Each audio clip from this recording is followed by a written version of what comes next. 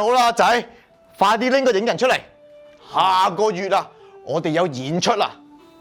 嗱，下個月演出呢個咧叫做《斬華雄》，出自於《三國演義》。《三國演義》係中國四大名著之一嚟嘅。咁咧，你攞住呢個影人咧，叫做關羽，武功好高強㗎，所以咧你要耍得好好啊，知唔知啊？哦，咁嘅。嗱，我同你講呢個故事啦。三國時期，董卓咧就好大勢力嘅。董卓手下有個華雄，好勁嘅將軍，不斷贏。咁中原人士咧結合起嚟對抗佢啦。咁咧有聯軍去打，不斷打華雄。你眼望我眼，唔知道點算好。就喺呢個時候，關羽嗰陣時仲係一個無名小卒，佢就話：等我嚟啦！其他人咧都唔知點算好喎，因為佢唔出名噶嘛。但係因為大家好驚啊，就唯有俾佢去啦。呢個時候，聯合軍嘅總帥曹操俾咗碗熱酒佢。咁將軍出場之前咧，都會飲碗熱酒嘅。關羽就話啦：不必啦，待我戰勝歸來，我再飲啦。跟住關羽就一支箭咁衝咗出去，好，跟住又同佢打，跟住又一支箭咁衝佢翻嚟，就贏咗咯喎！都不特止啊，佢摸一摸碗酒，碗酒仲係熱嘅，代表啲咩啊？代表啊，佢好快就打贏咗華雄就翻嚟啦。所以關羽係一個十分之高強嘅人嚟嘅，知唔知道啊，仔？好厲害啊！你要打得好啲啊，知唔知啊？嗯。喂，嗱，阿仔落翻隻馬落嚟。係啦，我哋皮影咧講求嘅係寫實。如果隻馬係唔應該飛嘅，就唔會俾佢飛，一定要貼住個底嘅，知唔知道？係啦，同埋咧，我哋嘅幕咧一定要貼住嘅喎。如果唔係咧，觀眾咧就見唔到個影人嘅樣子嘅啦。好，嚟到喎，試下行啊，行，好，翻轉頭，行，非常之好。好，試個連招先，嚟個八大腸嚟，八大腸，好，嚟多次八大腸，八大腸。黃師傅，你門口出邊有個女仔孤零零一個坐喺度喊，好可憐咁喎，係咪你啲親戚嚟㗎？唔識佢啊！阿爸，我去睇下。喂，阿仔，翻嚟，我去睇下。咦，妹妹仔，你做乜自己一個嘅？你爸爸媽媽咧？你食咗嘢未啊？你好似好肚餓咁喎。你要唔要入嚟睇我哋皮影啊？我爸咧好厲害㗎。唔應我嘅，我拎杯水過你啊嚇。阿爸，出邊咧真係有個女仔喺度啊！佢好可憐啊！我哋俾杯水過佢啦。阿仔，唔好理人哋咁多事，你掂自己先。阿爸，而家天寒地凍啊，出邊又凍咗啦，我哋俾杯水佢啦。咁啊，咁你快啲俾杯熱水佢，跟住翻嚟啦。不如咧，我哋收留埋佢啊！你諗下喎，個女仔咧自己一個喺出邊啊，又凍又冇嘢食咁樣啊，佢好辛苦噶。同埋咧，我都冇其他兄弟姊妹，我想要有個妹妹啊，爸爸。咁啊，等我去睇下先啦。係啦，過嚟啊！邊度啊？呢度啊！嚟，小妹妹飲啖水啊！嗱，你以後就做我個妹啊！呢個咧係我阿爸，佢做皮影好厲害嘅。小妹妹啊！你家人咧？你阿爹阿娘咧？小妹妹，咁你以後跟住我哋好唔好啊？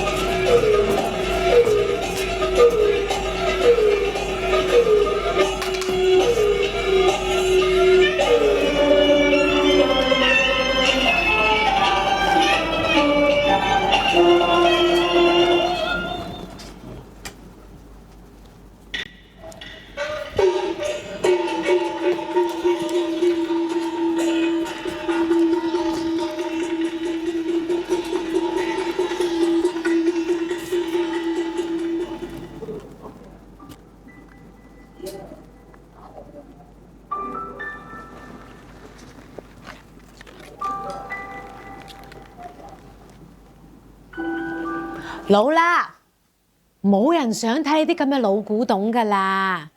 你睇你，冇人想睇噶啦。不過諗翻轉頭咧，當初都係你呢個老古董咧，我先執翻條命。記唔記得啊？嗰陣時啊，我係唔可以掂你噶。師傅話噶嘛，傳統就係傳統，傳男唔傳女，係咁噶啦。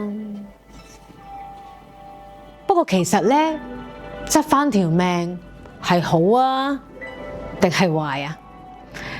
好似而家咁，得翻你同我兩個相依為命，但係冇人睇啊，都係因為你又老又舊咯，係你啊！不過講真啦，如果冇咗以前嘅我哋，冇咗嗰啲傳統，又點會有而家呢？所以我到底點樣同大家講清楚，大家先會願意去了解我哋嘅傳統多啲啊？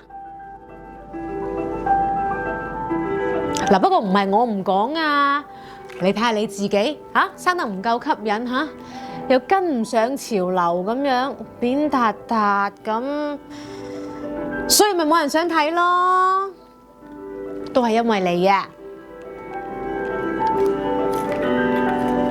不過講真啦，點可以怪你啊？當時咁嘅時勢啊，兵荒馬亂，好多好似我呢啲由四方八面嚟嘅難民，逃到澳門尋求庇護，仲邊有人有心情睇啲咁嘅嘢啊？諗起當時啊，大家真係辛苦㗎，逃過嚟嘅人呢，有啲從香港啦，遠到上海啦，甚至乎其他地方都有。徒步幾十日又有，坐船偷渡過嚟又有。當初嘅人諗咩啊？咪就係呢啲咁艱難嘅時期，去到邊度有啖飯食，咪喺嗰度落腳咯。我同啲皮影都係咁。跟住落嚟，就等我同大家講下我同皮影戲嘅淵源啦。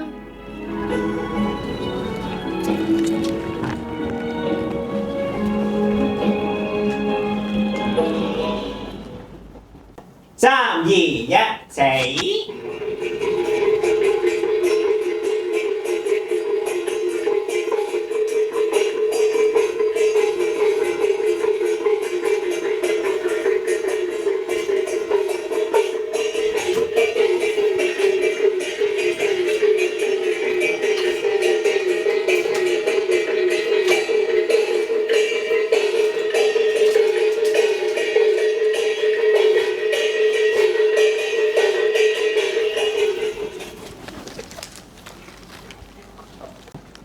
呢一招咧喺皮影戲上面叫做馬上刀，係好犀利嘅一招嚟㗎，係哥哥偷偷地教我㗎。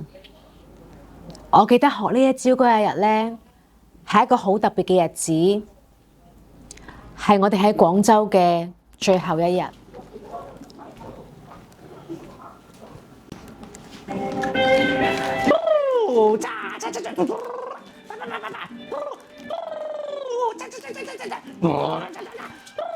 喂，做乜嘢？你兩個喺度做乜嘢？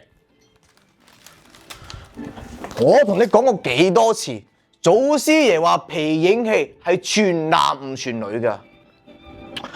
我當年收留你就係睇你可憐，諗住俾啖飯你食啫。如果你係都要打破規矩嘅話，你就同我啦！都怪我，係我嘅錯，係我逼佢噶。你個衰仔啊！我打你！對唔住，係我嘅錯，我知規矩㗎啦。唔好打，走啊！爸，唔好再打啦！唔好打！喂，衰仔，企喺度，唔准走！走啊！爸，唔好打！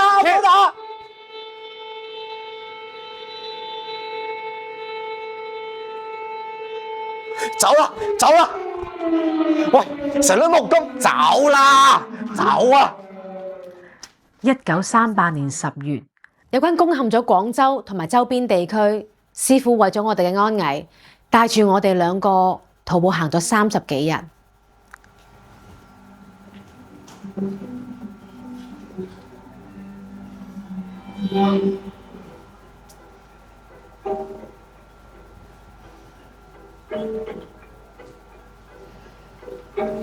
呢30幾日係我人生行得最遠嘅一條路。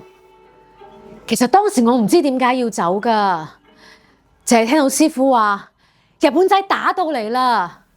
於是我哋好快就收拾咗啲行裝，最緊要咧就係啲皮影戲同埋個皮影箱，之後就上路啦。嗰時我先咁細個，真係唔知發生咩事㗎。總之就跟住師傅走啦。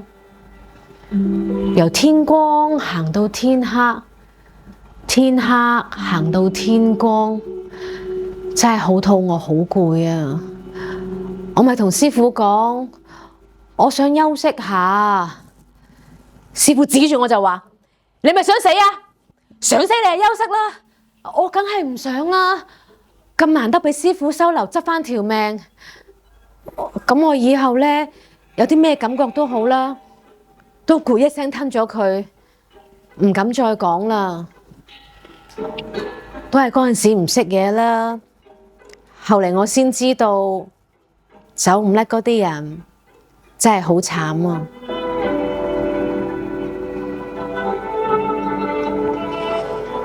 不過一路上面呢，好彩有哥哥，佢時不時呢就會同我講下啲皮影戲嘅故仔啦，仲會用樹枝喺嗰度比劃下，話俾我聽皮影戲係點樣㗎。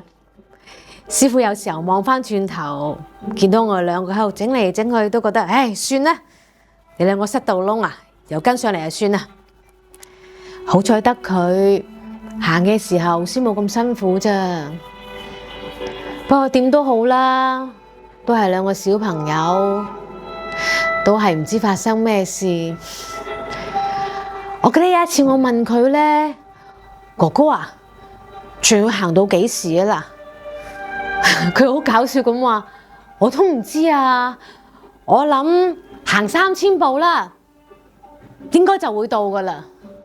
我哋兩個呢，就開始數下數下咁喺度數，1步、2步、3步、4步，行咗3000步啦，都仲未到啊，都唔知自己喺邊。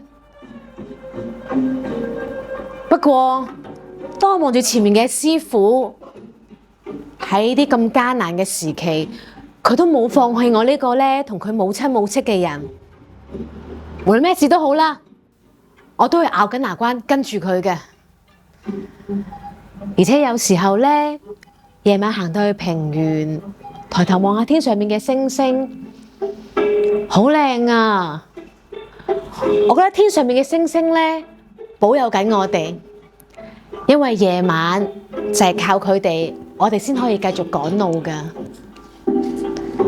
總之有一日呢，行到天蒙光，突然之間師傅停低腳步，然後指住前面大聲咁嗌：喺香港，我哋見到香港啦！我哋到咗啦，終於都到咗香港，唔使再行啦！嗰陣時嘅心情啊，真係好興奮啊，都唔知點樣形容啊！你哋而家聽呢，就覺得我呢啲老人家呢喺度話當年講舊事，係啊，係當年發生嘅事啊！但係我而家仲記得好清楚，呢啲事啊，一世人發生一次都唔會再忘記。呢啲咁嘅事，希望人生一次都唔好再發生。講返轉頭啊，嗰陣時到咗香港呢，以為安穩嘅日子要嚟啦，但係過咗冇幾耐，1941年12月，香港人叫做黑色聖誕節，日本發動咗太平洋戰爭，香港都淪陷啦。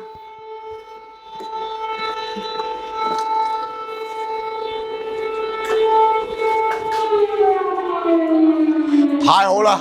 我哋終於到香港啦！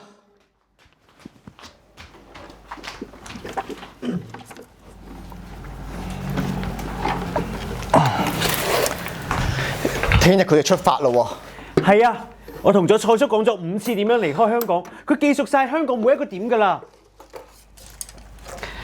不過阿爸，你知唔知咧？每一次嗰啲鬼頭仔行過嚟問我哋嘢嘅時候，我哋幾驚啊！個心好慌㗎，食佢又震喎。好彩冇俾人發現咋。梗係好彩啦！好彩啊！我哋啊有呢啲架撐咋。每一次咧啲鬼頭仔問我哋嘢嘅時候，我哋就俾佢睇。我話我同阿妹咧要去市集嗰度賣藝求生，唔信我哋呀，要我哋做俾佢睇喎。咁我咪做咯，打督請。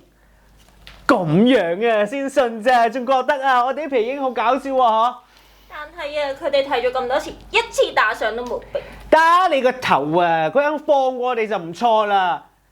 不過咧，你記唔記得咧？我哋市集嗰陣時咧，見到啊嗰啲文化人啊，瑟縮喺一二角啊，扮有錢人啊，扮做生意嘅人啊，好搞笑㗎佢哋。好彩有同志們，聽日要走嗰啲咧，全部都係電影界嘅明星嚟嘅，因為佢哋咧好顯眼。就唔可以扮難民偷渡，佢哋只可以扮商人行水路偷渡去澳門。但係啊，水路上面又有咁多日軍嘅巡邏艇，真係好難啊！即係咩意思啊？即係要相信同志們。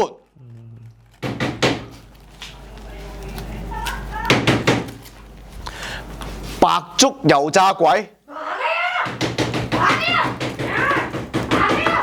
白粥油炸鬼，你收聲啊仔啊！白粥油炸鬼，收聲走啊！走去邊啊？走啦！行，走，快啲，走啦！走，行。嚟，攞住去揾玲姐。記住，皮影在人在，走啦！走啊！走啊！日軍破門而入，指住佢兩父子，勒令佢哋下跪。佢哋先係不從㗎，但為咗幫阿英爭取啲逃跑時間，都係屈服跪低咗。然後日軍喺房間入面大肆搜查，似乎知道佢哋隱瞞嘅一啲嘢，但係一無所獲喎。於是佢哋轉向阿亮，用武器攻擊佢，試圖打死。阿爸，我係點打仔啊！師傅都奮然撲向前，軍扭打起嚟。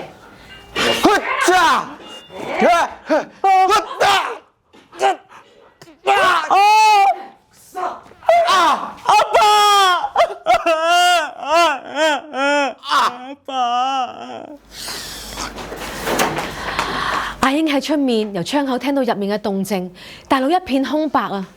佢唔可以翻轉頭，佢好想喊，但係唔可以出聲，只可以啜泣，然後緊緊咁抱住個皮影箱，跑入伸手不見五指嘅黑巷入面。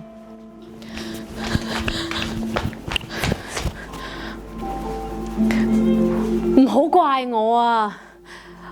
我只可以走㗎咋，好似隻盲頭烏蠅咁，留低喺度發生咩事，我唔知啊，所以只可以走咯。佢哋叫我保護個皮影箱，我就照做。之後佢哋係點，係咪仲尚在人間？總之咧，第二日我就同玲姐扮成兩姊妹，帶住扮病嘅蔡叔，諗住去上環嘅大中華酒店。呢個時候咧，我先知道原來游擊隊嗰度咧有好多女性工作者喺前線工作，負責掩護一啲文化人士去逃離香港㗎。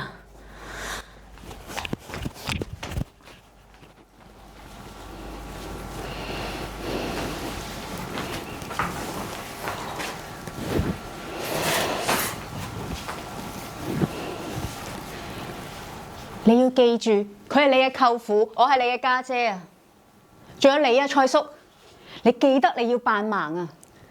你係導演嚟嘅，你應該知道點扮㗎啦。如果準備好嘅話，我哋就出發㗎啦。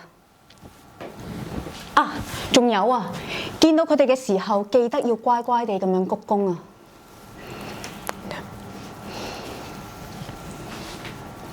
冇事㗎，小妹。你要記住，驚嘅話係幫唔到任何人，仲只會連累咗大家。所以你唔可以俾人發現你驚。只有生存落去，我哋先有機會。我哋行啦。同埋咯，攞過嚟嘅。哦，係嘅，快啲放低。哪裡過嚟？呢一啲係我哋嘅衣物啊，而呢一箱係小妹嘅玩具。快啲攞出嚟啊！哪裡過嚟？係，攞出嚟灑一灑。哪裡過嚟？呢一個叫做皮影啊，係中國嘅傳統嘢嚟㗎，有好多唔同嘅造型㗎，有女角啦、男角啦，仲有馬添㗎。皮影啊，好難㗎，但係小妹咧就玩得好犀利㗎，你睇下。舅父啊，你點啊？你做乜滿頭大汗啊？你咪唔舒服啊？你慢嘅，你記住啊！係咪好精彩啊？因為小妹玩得好犀利㗎啦！你嘅，係嘅，快啲，唔該晒啊！憑住阿英嘅機智，佢哋扮成一家三口，通過咗無數嘅關卡，行咗2個鐘頭，終於嚟到上環嘅大中華酒店。第二日，佢哋去到酒店旁邊嘅小碼頭，扮成商人同埋佢嘅家屬，諗住乘搭小船前往澳門。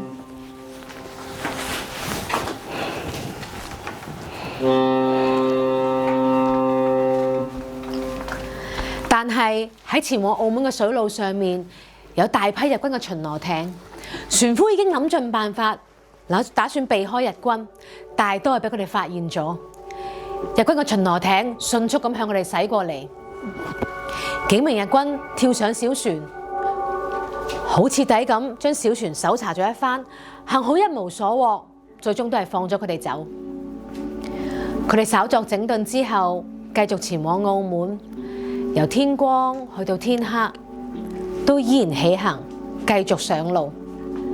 喺漆黑一片當中，不時有日軍嘅巡邏艇嘅探射燈劃破黑夜。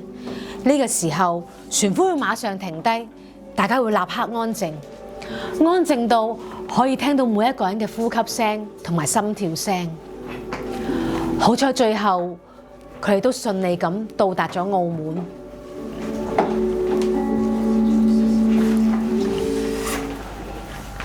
你哋以為到咗澳門就皆大歡喜咩？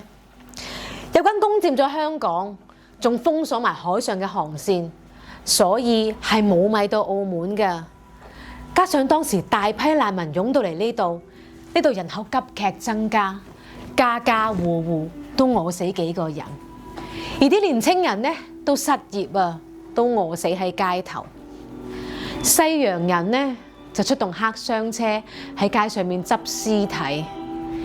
1941年，澳門爆發咗史上最嚴重嘅大饑荒，最高紀錄嗰一日餓死咗400幾人啊！而葡萄牙政府呢，就喺氹仔嘅東北部挖啦挖啊挖，將黑箱車執翻嚟嘅屍體掉喺嗰度咯。呢個就係人稱嘅萬人坑。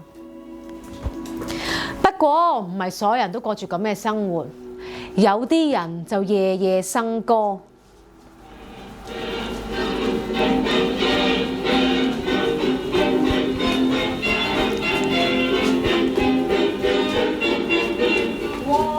喺酒店嗰度啊，有好多舞小姐同闊少唱歌跳舞作樂，而一條街道咧就屍橫遍野。呢啲景象日日都發生。我記得有一日喺酒店嗰度，有一個着得好靚嘅舞小姐行出嚟，佢手上抱住隻狗啊！我望一望，佢手上嗰隻狗啊，仲乾淨過我啊！真係諷刺。但係大家對呢啲畫面都好似麻木晒啦。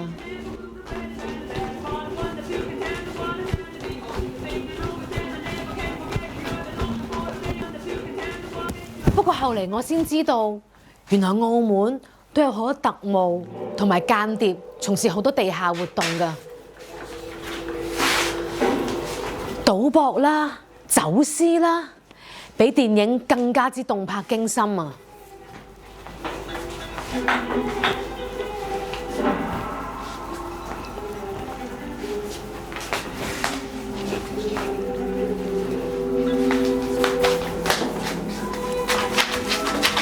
雖然澳門冇俾日軍攻佔，但係到處都可以見到佢嘅蹤影，到處都有佢哋嘅活動區域。你可以話澳門就喺日軍嘅無聲掌控之中。而我呢一個喺澳門人生路不熟嘅人，每日就喺條街度遊嚟浪蕩，根本就唔知可以去邊。其實我根本就唔知自己喺邊。小妹妹，你做乜自己一個喺度啊？你屋企人呢？你好似好肚餓咁喎，你點解唔去鏡湖嗰邊揾人幫你啊？喺邊㗎？嚟啊！等我帶你去鏡湖嗰邊啦。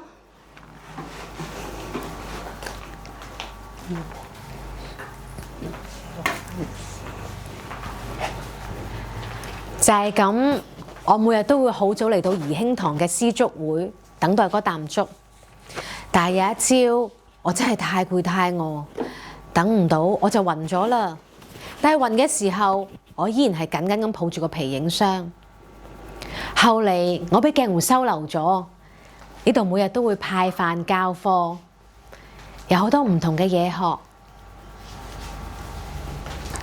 而且後嚟呢，老師仲用我嘅皮影去同啲鄉親去宣傳抗日啦，同埋思想動員嘅工作。我唔再係難民啦，好幸運咁嚟喺澳門呢片土地上面。不過澳門以外嘅地方依然係戰火連連，家破人亡。唔單止係中國啊，全世界都陷入喺反法西斯嘅戰爭中。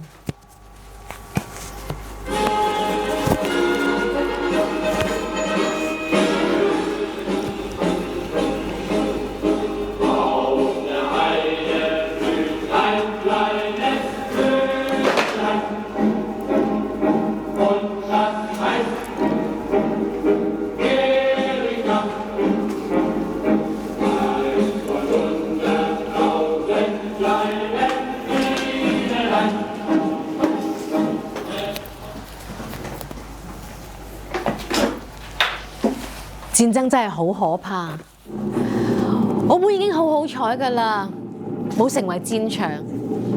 但係每日當我扭開個收音機，聽到今日呢就係歐洲呢個國家對嗰個國家，聽日呢連東南亞都有戰爭啊！我每日都喺度諗，戰爭到底幾時先會停啊？終於俾我等到呢一日啦！日本投降啦！我好記得嗰一日係1945年8月15日，日本投降啦！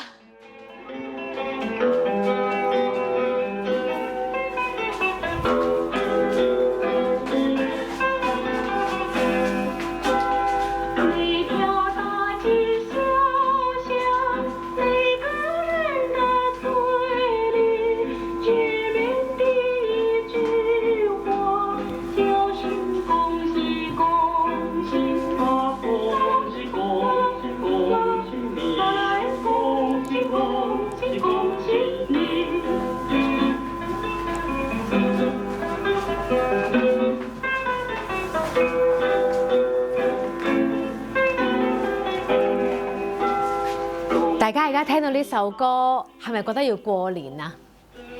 其實當初呢首歌創作呢，就係為咗紀念我哋戰爭勝利嘅，所以以後大家聽到呢首歌呢，都可以諗起喺戰爭當中為我哋犧牲嘅烈士。